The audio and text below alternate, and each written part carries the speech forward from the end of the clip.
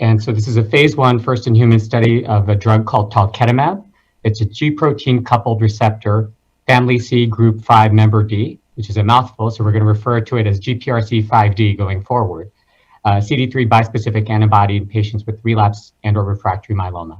Next slide, please. So GPRC5D, this is an orphan G protein coupled receptor. Its function and signaling are not well known. Fortunately, the expression in healthy human tissues is quite limited, primarily plasma cells and hair follicles. But we see in the panel on the right, the expression, particularly in neoplastic plasma cell disorders, is actually higher, going from MGUS, smoldering myeloma, and we see the expression is maintained even in plasma cell leukemia patients. Its expression is also correlated with poor prognosis. Importantly, vis-a-vis some of the questions that were coming about BCMA, there are no known shed peptides or extracellular domain shedding. And so when we think about an antibody-based approach, this reduces the risk of a sink effect. This also makes this an ideal target for CD3 redirection. In preclinical studies, it's shown anti-myeloma activity in primary cells as well as mouse models and xenografts. And this is a bispecific CD3 and GPRC binding protein. Next slide, please. This is a quite large phase 1 study. So total patients dosed have been 157 in the blue part of the table, and in the green part, we see the recommended phase 2 dosing, 19 patients. There's a mix of both intravenous and subcutaneous dosing, but the RP2D will be subcutaneous. The follow-up also varies across the two groups of patients, 3.6 months overall, shorter follow-up median 2.7 months for the RP2D. Toxicities are broken down into all grade and grade 3 in the interest of time. I'll direct your attention to the RP2D, starting with the hematologic toxicities. We see no severe anemia. The neutropenia, the eligibility criteria for this study was a neutrophil count of 1,000, 42% grade 3 and higher, lymphopenia 16%, and leukopenia 16%. Thrombocytopenia relatively uncommon, only one patient in the RP2D. And when we look at non-heme toxicities, overall rates of CRS, as we've seen across the bispecifics, around 70%. Importantly, no grade 3 or higher with the RP2D subcutaneous dosing. Dysgeusia, 47%, and the other non-heme toxicities quite uncommon as listed. Moving to some more details of the safety, there were 3 DLTs, 1 grade 4 increased lipase. This was actually in a patient with a known plasmacytoma in the pancreas. So this, we think now in retrospect, is a pharmacodynamic effect, but at the time we coded it conservatively as a possible AE. And then there were 2 patients with grade 3 maculopapular rash, one at 135 and the second at 800 micrograms per kilogram. There were some dose reductions at the recommended phase 2 dosing at the 800. These were less at the 405, and that was part of the reason for the selection of this dosing. There was questions earlier about infections. I think that's been very gratifying with this study. While infections were seen in 38%, 16% at R2, the grade 3 and higher infections are very uncommon, 8% across all patients, and no grade 3 infections at RP2D. Neurotoxicity has been relatively uncommon, 6%, and the vast majority of these were in the setting of the CRS.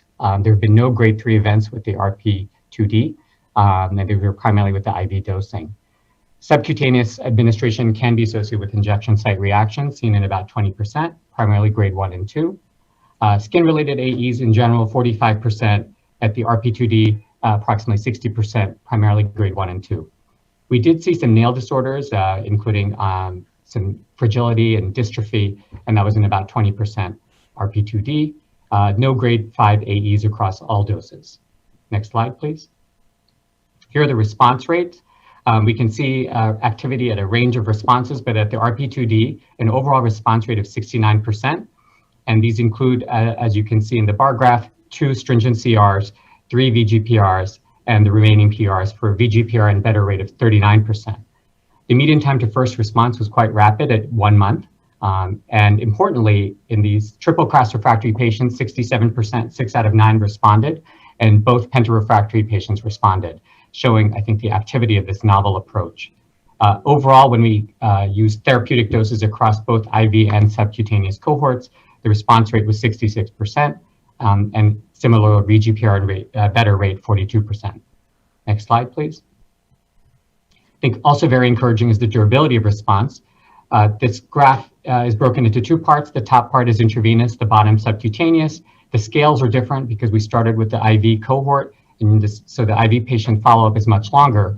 And so when we look at the durability, for the patients who received 60 micrograms of kilogram IV or higher, only one patient has progressed at a median follow-up of 7.4 months.